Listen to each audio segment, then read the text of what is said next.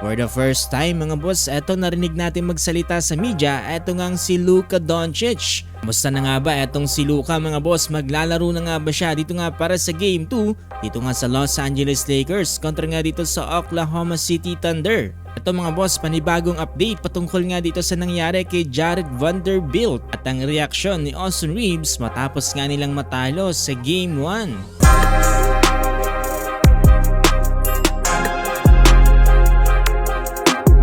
So kakatapos nga lang ng Game 1 dito nga sa pagitan ng Los Angeles Lakers kontra nga dito sa Oklahoma City Thunder. Hindi nga naging magandang resulta dyan dito nga para sa Los Angeles Lakers dahil matapos silang talunin dyan ng Oklahoma City Thunder. Malaking bagay para sa Los Angeles Lakers ang pagkawala nga dyan ni Luka Doncic dahil nga dito sa kanyang grade 2 left hamstring strain. Simula ang injury nito ni Luka Doncic nitong April 2, 2026 pa.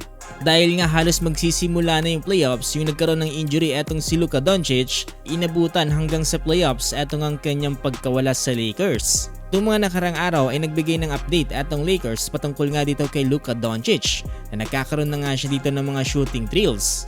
Ngayong araw naman mga boss ay first time nating maririnig dito nga sa media etong si Luka Doncic. Ayon kay Luka dito nga sa pagpapagaling niya sa Spain ay binigyan nga daw siya ng platelet-rich plasma injections para nga daw mas speed up itong kanyang pagpapagaling.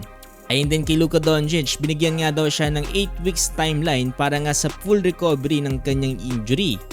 Bawat injections nga daw na binibigay kay Luka Doncic ay kinakailangan ng 4-day rest.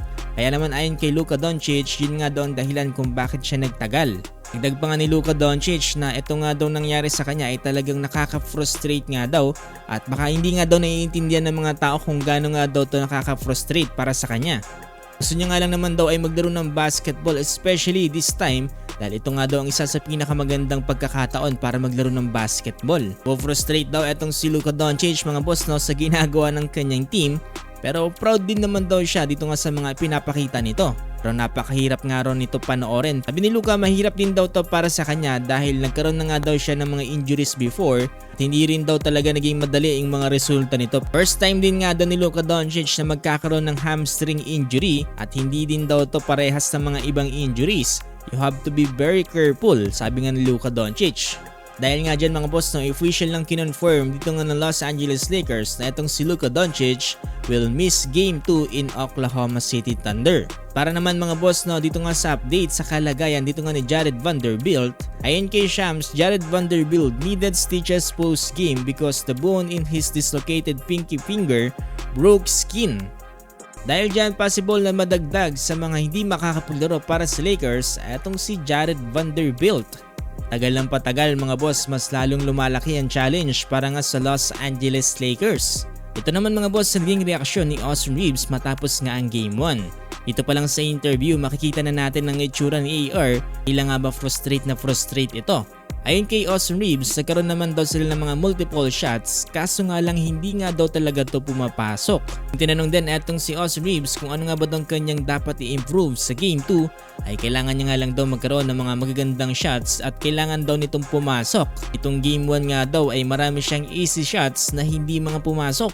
So let's see mga boss kung ano ang mga adjustments ang mga gagawin dyan dito nga ni Coach JJ Redick. Kailangan na talaga mag-step up ni Austin Reeves mga boss dito nga para sa LA. Kung hindi talaga sila mananalo dito sa OKC. Ayun mga boss, nakikisuyo rin po pala ako sa inyo na pakilike po itong ating video at pakifollow na rin po sana itong ating page dahil magiging malaking bagay na po yan para sa ating channel. Maraming salamat talaga sa inyo mga boss.